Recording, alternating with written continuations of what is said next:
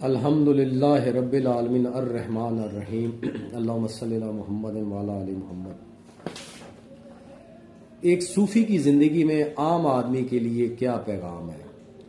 तसव्वुफ के जोरी पहलू के सिलसिले में आज का वाकया, बनु उमैया सल्तनत का हाकिम वक्त सलमान बिन अब्दुल मुलिक, उसने एक दिन हजरत अबू हाजिम रहमतुल्लाह से पूछा कि हम मरने से डरते क्यों हैं। तो आपने जवाब दिया कि इसलिए कि तुमने दुनिया आबाद कर ली और आकबत बर्बाद कर ली। बस आबादी से निकलकर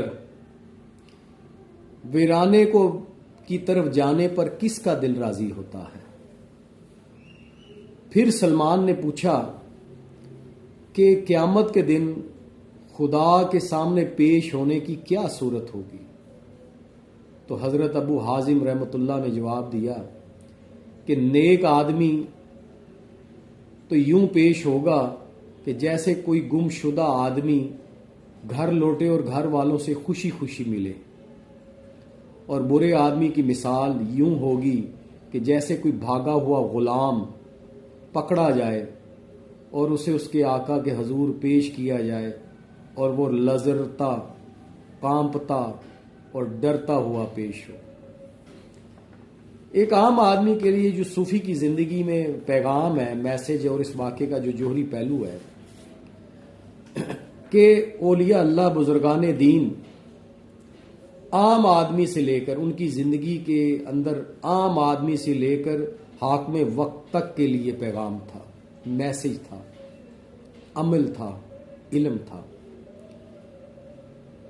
आम आदमी, आम फहम सोच रखने वाले मस्कीन, गुरबा वगैरह तो उनकी बारगाह में आते ही थे, लेकिन सुल्तान वक्त भी हर वक्त उनकी ये कोशिश होती थी कि किसी न किसी तरह एक अल्लाह वाले बंदे से मुलाकात हो जाए और उससे कुछ न कुछ नसीहत के मुतल्लिक जो है दरियाफ्त किया जाए और उनसे कुछ न कुछ नसीहत हासिल की जाए।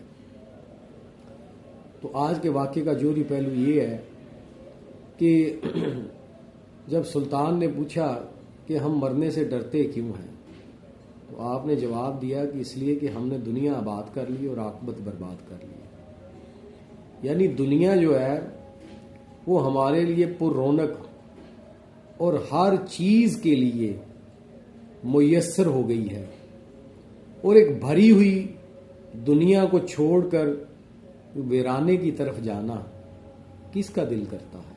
यही वजह है कि हम मरने से डरते हैं।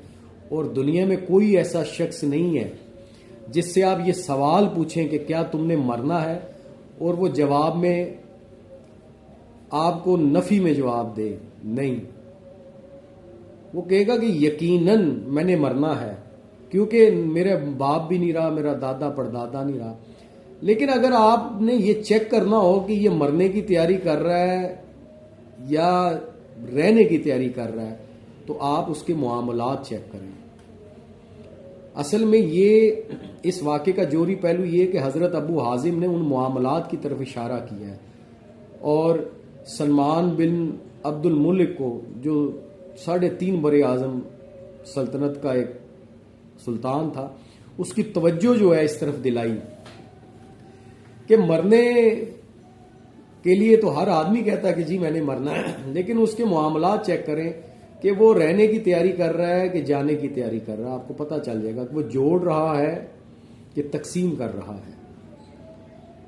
तो मुर्शिद इकबाल ने फरमाया कि जो नेक बंदे होते हैं, जो अल्लाह के, जो जिनकी नज़र दुनिया पे नहीं अपनी आखरत पर होती है, और वो आखरत की तैयारी के लिए जो है हम वक्त तैयार रहते हैं, तो जब उनका वक्त आता है मौत का, तो उसकी कैफियत को मुर्शिद इकबाल ने यूँ बयान फरमाया है कि निशाने मर्दे मोमिन बातू गोयम, कि जब एक मर्दे मोमिन अल्लाह का जब टाइम आता है मौत का, तो उसके मौत की निशानी क्या है। वो मुर्शिद इकबाल फरमाते कि जब मौत का टाइम आता है एक अल्लाह के बंदे पर तो उसकी निशानी क्या है? तो आपने फरमाया उसकी निशानी ये है कि निशाने मर्दे मोमिन बात तू गोयम, कि जब उसका टाइम आता है तो उसकी निशानी ये है कि चू मर्ग आयद, जैसे ही मौत आती है, तबस्सुम बर लबे ऊस्त, यानी उसके चेहरे पर हल्की सी मुस्कुराहट होती है।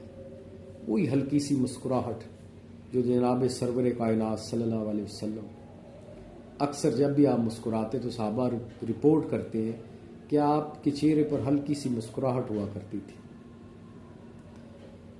तो मुर्शिद इकबाल फरमाते कि जब नेक बंदे का टाइम आता है, यानी जिसने दुनिया आबाद नहीं की होती, दुनिया नहीं जोड़ी होती, जिसने अपने आखिरत की तैयारी की होती है, जब उसका टाइम आता है तो उसकी निशानी ये है कि उसके चेहरे पर हल्की सी मुस्कुराहट होती है। चू मर्ग आयद, जैसी मौत का टाइम आता है, मौत आती है, तबस्सुम मुस्कुराहट, बर लबे ऊस्त, उसके होंठों पर हल्की सी मुस्कुराहट होती है। ये निशानी है एक अल्लाह वाले की, और यही इस वाक़े का जोरी पहलू है। और इसी तरफ सलमान बिन अब्दुल मुल्क की तवज्जो दिलाई कि हमारा दिल इसलिए नहीं करता दुनिया को छोड़ने के लिए कि हम दुनिया इकट्ठी बहुत ज़्यादा कर लेते हैं, इतनी इकट्ठी कर लेते हैं फिर छोड़ने को दिल नहीं करता। तो नेक बंदे की मिसाल उन्होंने फरमाई है कि वो इसी तरह ही अल्लाह के हजूर पेश होगा कि जैसे कोई बिछड़ा हुआ आदमी अपने रिश्तेदारों से आ मिले।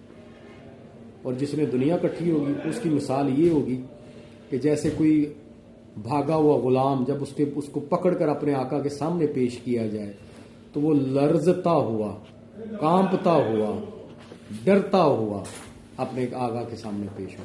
अल्लाह ताला में हमें बुजुर्गान दीन का सी मकाम और मर्तबा समझने की तौफीक अता फरमाए और हम सबको मुकाम शर्फ अता फरमाए। आमीन। शुक्रिया।